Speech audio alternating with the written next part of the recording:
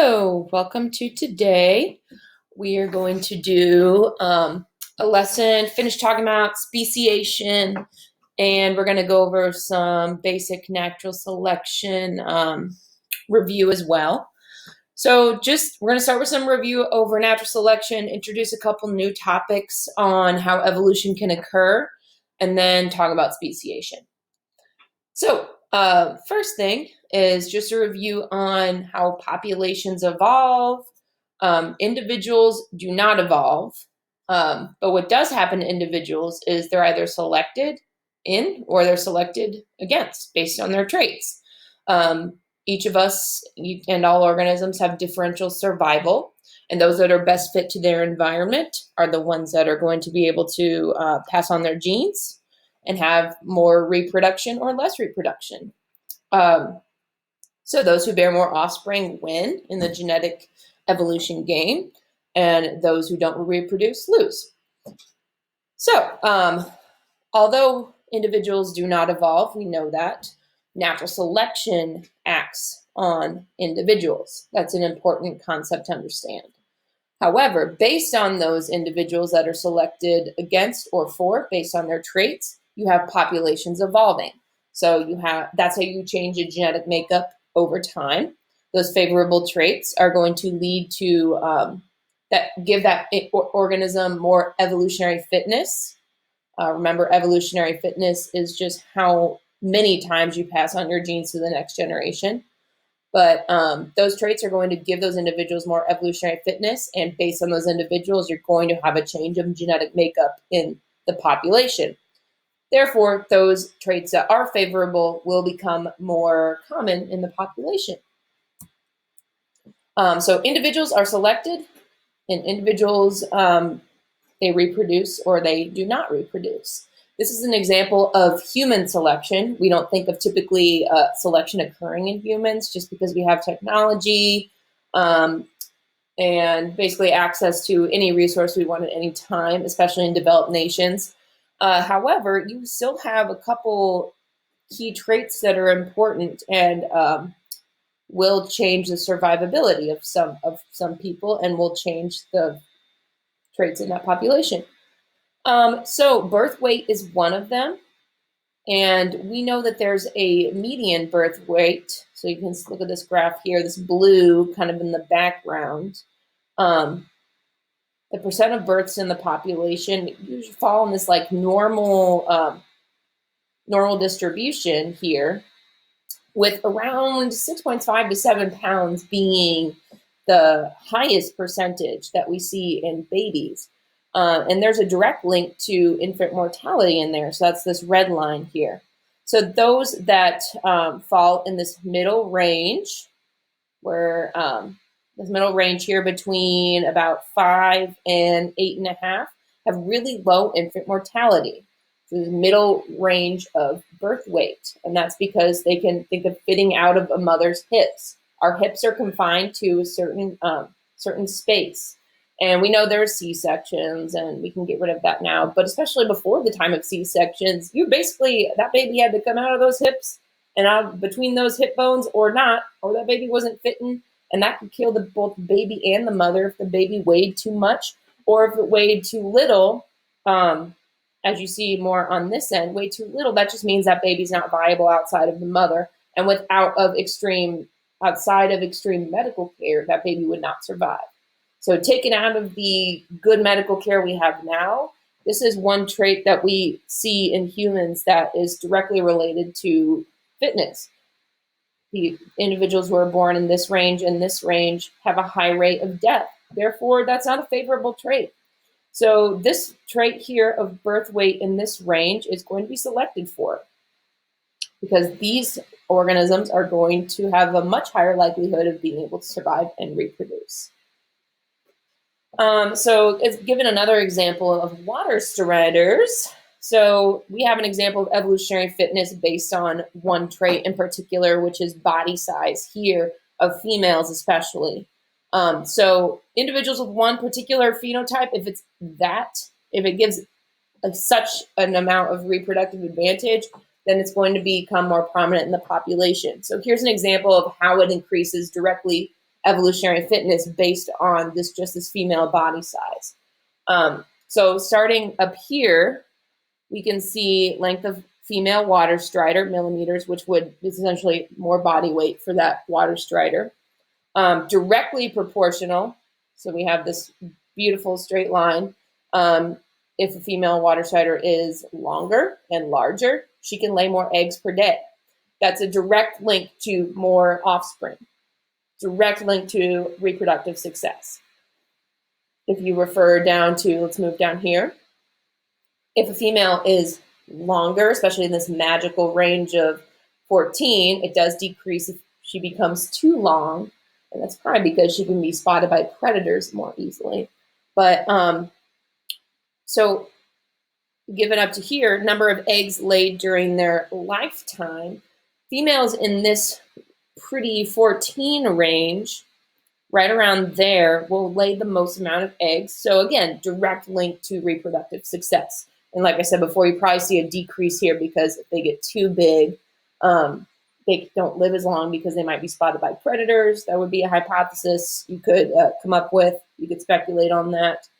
And then another example, again, length of female water strider, especially in this 14 range, lifespan. So it does go down if you get larger. Again, think predators. If you're in the 12 to 14 range, it does slightly decrease the bigger you get, but still this 14, this kind of magical 14 millimeters is good for water striders because it means that they can survive a decent amount of time. They can lay a lot of eggs in their lifetime, and they can lay a lot of eggs per day. So that's a direct link of that trait to increasing the evolutionary fitness of that particular organism. We know that variation is what natural selection acts on. So you have to have variation in a population in order to have selection of one trait over the other. There has to be some kind of variation in the first place. But where does it come from? Just a review, it comes from random changes to the DNA. So errors in mitosis and meiosis, basically mutations that occur, and environmental damage. So UV light can also cause direct damage to DNA, but that results in mutation, which could be advantageous or disadvantageous. But either way, it leads to variation.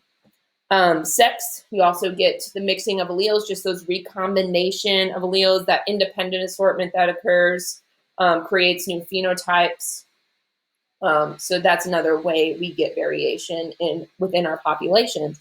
And that's what natural selection is going to act on, is that variation of traits. There are 5 agents of evolutionary change. So here's where I'm bringing this big concept up. You might want to write this down somewhere. You are going to have to know this. So there are 5 basic big ways that you see evolution occurring and how you get evolution occurring in populations. So we get this mutation, which is direct linked to variation, and variation is huge for evolution. If you don't have variation, then you simply won't have evolution. Because what is evolution? Remember, it's a change in allele frequencies, and I kind of wrote it down here. It got small for you, but I will make it. I don't know if it'll let me change it. It's a change in allele frequencies in a population over generations of time. If you don't have variation, then you don't have a change in allele frequencies. So if you don't have variation, you don't have evolution. So mutation is a key point in that. You have to have that mutation occurring in order for variation to occur. Gene flow. So you can get evolution occurring by changing allele frequencies just by individuals migrating into the population and out of the population. That's called gene flow. Is if you're bringing in new individuals from new areas and then some individuals leaving and going to other areas. You're flowing from one population to the next. Gene flow. Non-random mating. We know sexual selection occurs. Organisms don't just mate with any other organism. There is a selection process as to why females choose certain males. That's usually how it occurs, is females choosing the males, although it can happen other way around too. but for most organisms, it's females who are choosing the males that they are going to spend their reproductive energy on, because they don't want to waste it on just anything. They want to have the best mate with the best genes. So that leads to sexual selection. So we know that non-random mating is one way that allele frequencies will change, and those traits that are more favorable reproductively, the one like peacock with its beautiful feathers showing here, this is probably going to be a very successful male in terms of reproduction because he's very colorful, and the females tend to choose males that are more colorful because it shows, hey, I have all this DNA and all this extra energy that I can also make these pretty, pretty colors. So therefore, I have the best DNA, choose me. Of course, they don't say that, but that's what their traits say it for them. Okay, so there is natural selection and sexual selection and non-random mating that does occur that can change allele frequencies in a population. Natural selection, of course, we've talked about this one. I think you guys got this one pretty well. But we also have this concept of genetic drift that we've touched on a little bit, but we're going to touch on it a little bit more. And this is the effect of small populations. And there's a couple different ways that genetic drift can work. And we will get to that. So we're going to introduce a couple new terms in genetic drift. Hold on, I'm frozen. There we go. Okay, so mutation, variation, changes in DNA sequence. I kind of went over this already, so I'm going to go pretty quickly through this. But an example of gene flow would be seed and pollen distribution by wind and insects. So that's one way that gene flow can occur from one population to another is insects spreading pollen, or just using pollen using the wind dispersal. That creates gene flow from one population to another. And also just migration can cause it as well. And that will just change allele frequencies because you're getting more genetic information from different individuals. And humans, we have gene flow happening all the time. We can fly anywhere we want. We can move to anywhere we want, basically. So you're seeing a change, and you could say that human populations are evolving because, of course, our allele frequencies are changing because everyone's moving everywhere. So if humans are evolving to this more neutral look where we're just, there's mating that's occurring between people from all different areas because everyone can contact each other, what we're seeing is change in allele frequencies in terms of skin color and hair color because we're kind of blending all these different cultures together. So yeah, you could say that humans are definitely evolving in that way. I know some of you guys have asked about that. Non-random mating, we've talked about this. Genetic drift. Okay, so let's get to genetic drift. There's two ways that you can have genetic drift leading to changes in allele frequencies. And basically, this is the effect of chance events, and I'm going to add something to this, effect of chance events on small populations. So chance events and small populations both come into genetic drift. And there's two big factors here, two new terms, founder effect and bottleneck. So the founder effect is what it's called when you have one small group or group of individuals starting a brand new colony. So that's what's observed here. Is you might just have a few, I believe these are Darwin's finches that they're actually showing here. But if you see a group of finches inhabiting a small island off the coast, you have a big mainland of individuals with all kinds of variation here of a species, but then you have a few individuals that just happen to colonize an island nearby.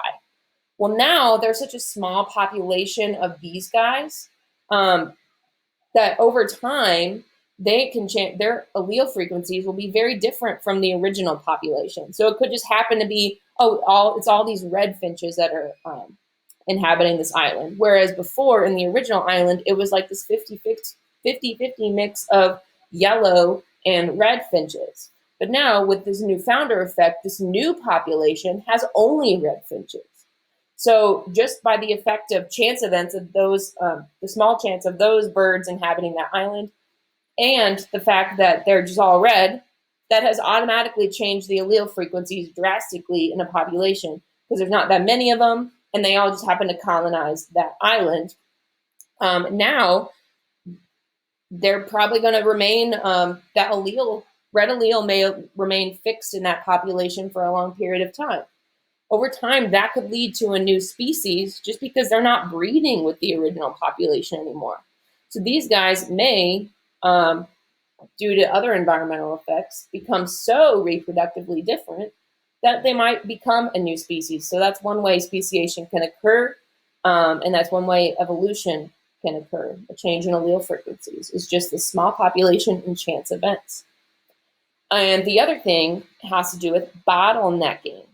And also, this is what happened with, if you've heard of Darwin's Galapagos finches, that he studied, this is actually how those small populations came to be, how those new species arose. So there is evidence out there.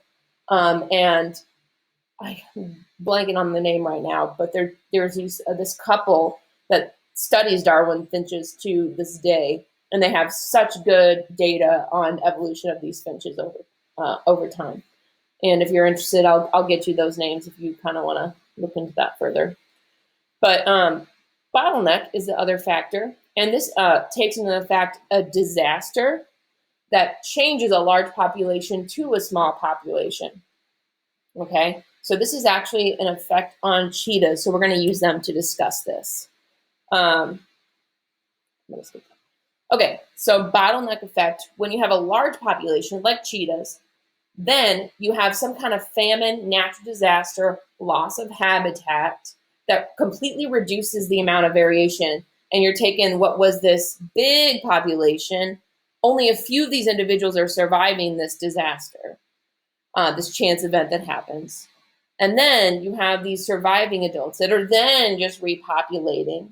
And that was not due, so now we've lost like this red allele in this population. And it's not due to that allele being worse or better. It's just that those individuals happen to die. So you have then in the next generation, only the blue and yellow are mating together. And now those are the only alleles you have in the population.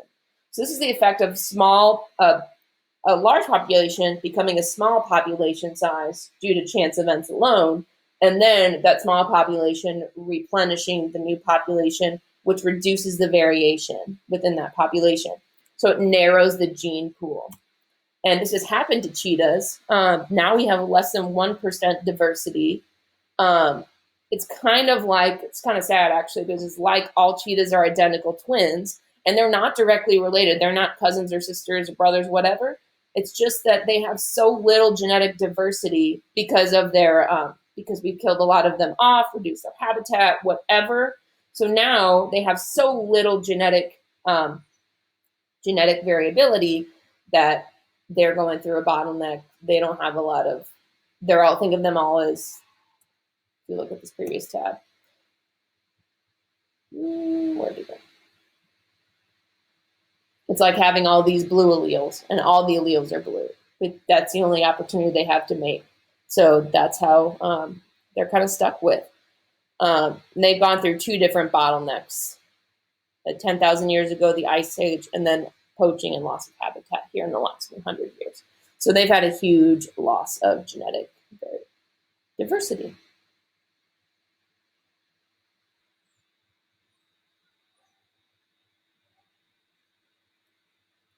All right, this has led to a lot of conservation issues, not just for cheetahs, but also for other animals that have lost their habitats due to poaching, just people, populations expanding, reducing habitat, whatever, is we're decreasing the amount of variation. And then you're left with just these small populations that lack genetic diversity. And so then when you try to reestablish their populations, you're having issues, and conservationists are having issues because there's a lack of variation, which reduces how they can adapt to their environment unless you just have a freak genetic mutation, which is rare, doesn't happen very easily. So it's hard to rehab these populations that have gone through a bottleneck and have been reduced to such low levels. And this is really sad. This happens in zoos also, why they have to bring in animals from other zoos just to mate with, just to increase the genetic diversity. Otherwise, you're left with just a couple individuals within a zoo that are mating together, and then you have cousins and sisters and brothers mating together, close family relatives, which reduces the variation, less adaptability, less natural selection, and that's not good for a population. They need, in order to adapt, you need to have increased evolutionary fitness, and you need to have variation, because we know natural selection acts on variation. Okay, and then we're good with natural selection. Those were the 5 agents of evolutionary change. Remember that. Remember those terms. Basically, we've learned about all of these except the genetic drift. We've learned about bottlenecks and founder effects there. So those are 2 other ways that you can have a drastic change in allele frequencies. All right, now we're going to switch to speciation, and I'm just going to switch this tab. Hopefully it works. There we go. Okay, so now we have, we're going to switch to speciation, and we've touched on a lot of these, so I'm going to go through them pretty quickly. Also, my computer is having a rough time today. She's been going through a lot, been seeing a lot more action than normal. Okay, so all of those 5 agents of evolutionary change can result in new species if those species become reproductively isolated. So that's what we're talking about today. But before that, let's talk about what actually is a species. So how can we tell what one species is versus another? What's the difference? Ernst Mayr was the guy who basically came up with this concept. This is called the biological species concept, and it's very important in biology. This is populations whose members can interbreed and produce viable, fertile offspring. So really 3 factors here. They must be able to interbreed, as in they've got to be able to contact each other. If they can't contact each other, then they can't interbreed. And they have to produce viable offspring, so those offspring have to survive, and fertile offspring, those offspring have to reproduce. So 3 categories that these organisms have to overcome in order to be considered the same species. So they have to be, at the end of the day, reproductively compatible. Okay, so we're gonna, how do species originate? They become isolated. This could be geographically, like think that genetic drift, think the founder effect. That's a geographic isolation. Or they become reproductively isolated. There's a number of ways they can do this. We'll talk about them. But then those individual populations have to evolve independently.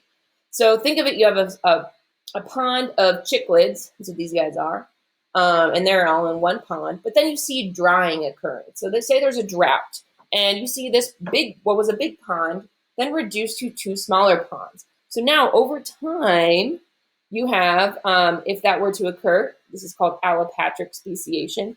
If they dry, they have this land between them. So now you can't have migration of these guys. So they're not going to reproduce together. They're going to evolve independently.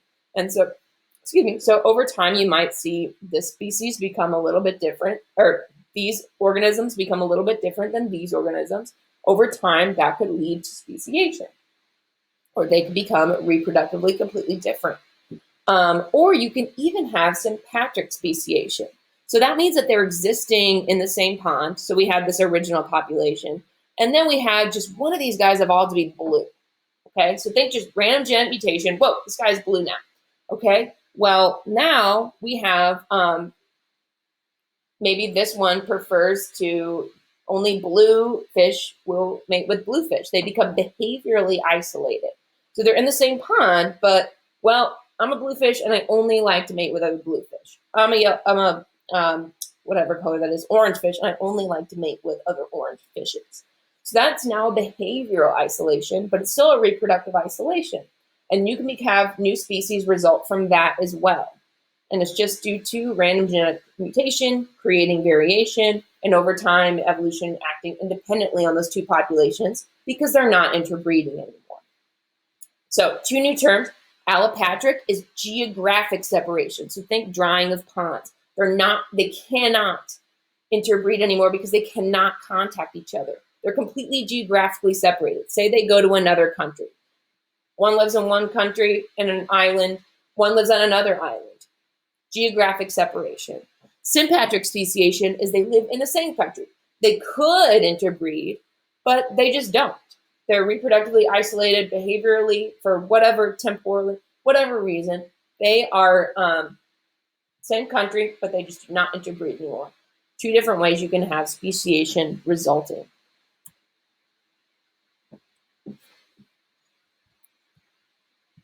Okay, so we've talked about this pre-zygotic barriers. So they use the term pre-reproduction barriers. Same thing. This is an obstacle to mating or fertilization if mating occurs. This is before, basically, ways that you can get that you have a barrier, but before offspring results. So pre-zygotic, before a zygote results. Different ways you can get reproductive isolation. So one is this geographic isolation. So this is allopatric speciation. And then the rest of these are actually sympatric speciation. So they can live in the same country, these guys, all these 5 options. They can live in the same country, but for various reasons, they have become sympatrically isolated. So geographic, allopatric, these are all sympatric examples. One is ecological isolation. So these are showing 2 different anoles, A-N-O-L-E. You can look up these lizards. But they show a great example of ecological isolation because they live in the exact same area, but just based on different things they eat or different nesting areas they have, they share and split up the resources, but which means that they're living in the same country, same region, but they're using different parts of the niche. One type is living up in the tree and eating things that are up in the tree. One type of lizard, one type of anole is on the ground, eating things that are only on the ground. Therefore, they're not going to mix. They just won't. And then they have evolved separately. They might look completely different. They might be completely separated at this point, but they're not interbreeding anymore. They're just using different parts of the niche. So that's ecological isolation. Living in the same place, but they've split up resources in a niche so that they're not contacting each other anymore. Then you have temporal isolation, where you think flowers that bloom at different times. Okay, so if you go to the store and you're thinking, hey, I want to re-landscape my house. Like, that's what I've been doing, okay? Re-landscaping. I need to think, well, when do I want my flowers to bloom? These bloom in late fall. Oh, that's not going to make my yard look pretty right now. These bloom in late spring, early summer. Oh, this is what I want. They bloom at different times, which means they're reproducing at different times. Okay, so if one blooms early summer, one blooms late fall, they're not going to be reproductive. They're not going to be reproducing at the same time. So that's temporal isolation. Is things that don't reproduce at the same time are not going to mix genes. Behavioral isolation, great example, is birds and songs. Birds that don't sing the same song are not going to mate with that other type of bird. Or if I'm a female and I don't respond to that other type of bird's mating dance, I'm not going to mate with that bird. Each different bird species is specific to whatever song or dance that they do to attract mates. And if you're doing the wrong song or dance, then that female ain't mating with you. That's behavioral isolation. Mechanical isolation. This is the parts don't fit together. Part A does not fit with part B, so therefore they ain't going together. Then you have gametic isolation, and this just means that gamete cannot that gamete, like the sperm, cannot penetrate the egg. So that type of sperm, you have copulation resulting. So parts fit together. However, if that sperm cannot penetrate within that egg, then that's gametic isolation. So you can't have a zygote resulting that way. These are all pre-zygotic barriers. And I'll let you go through all of these. I'm uploading these on Google Classroom. All these different examples. Okay, now post-reproduction barriers. This is post-zygotic. This is post-zygotic reproduction. Okay, these are barriers that result after a zygote is made. So a zygote is possible. You can have fertilization. However, after that zygote is made for various reasons, that zygote cannot does not have vigor, as in it's not viable, it cannot survive. So if you have reduced hybrid viability, that means that organism is not surviving. Therefore, you can't make a new species if that organism can't survive once it's reproduced. You could have reduced hybrid, and that's pretty much also the same as hybrid breakdown, by the way. These are two very similar concepts. And then you have reduced hybrid fertility. So think mules. We've gone over this a little bit, but mules are a great example of this because they do have viability. Mules are very strong, and we use them for farming and all kinds of stuff.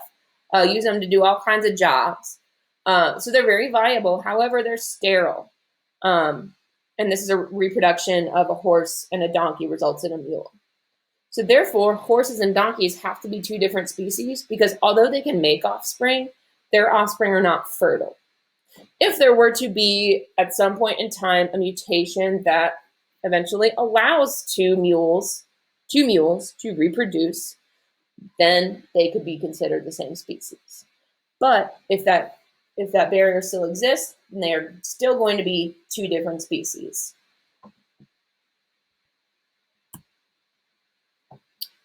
So I'll let you go through that, different examples of that. The last thing we're going to cover today is rate of speciation. This is something that you're going to encounter in your active reading guide and in your readings. So I wanted to touch on this a little bit. These are two different hypotheses. One is from Darwin and Lyell. These were like the OG guys who helped us figure out geology and evolution. And then you have Stephen Jay Gould and Niles Eldredge. And these are kind of like the new expert biologists, okay? So we have two different hypotheses from two different groups.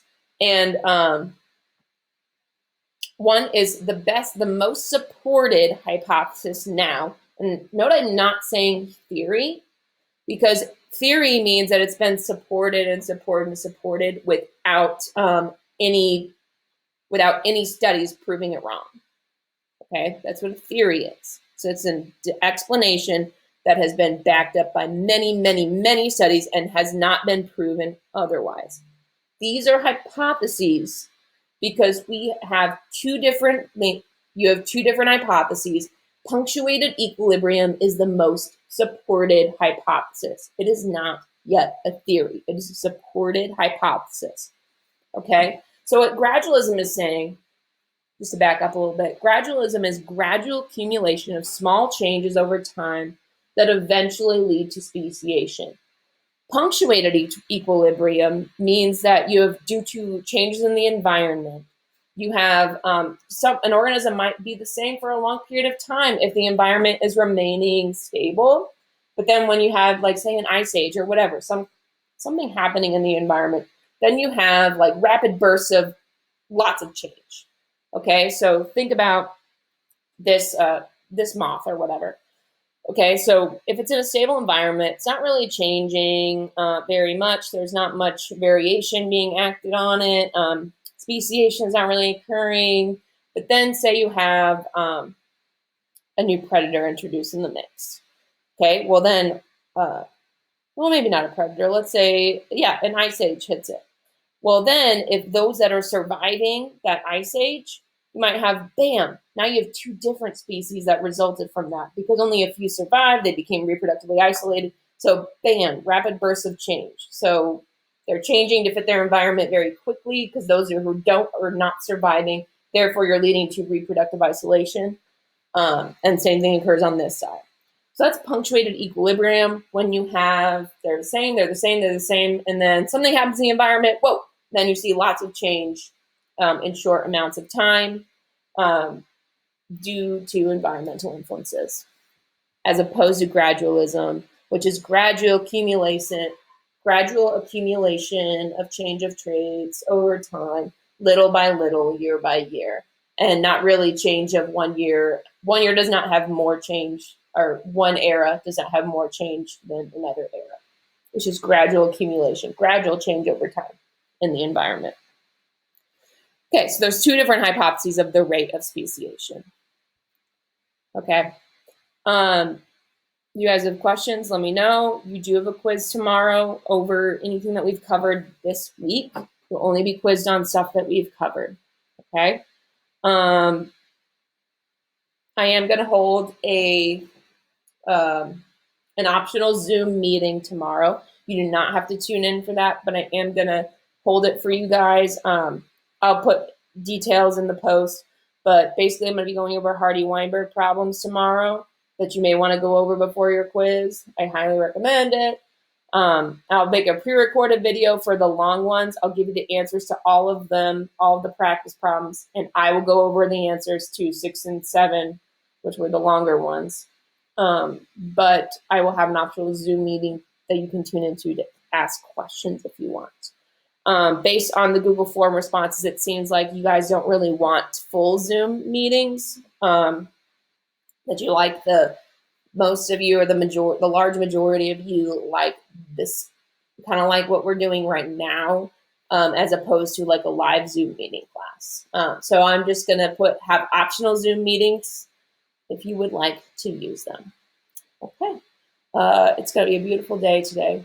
Get outside, be active.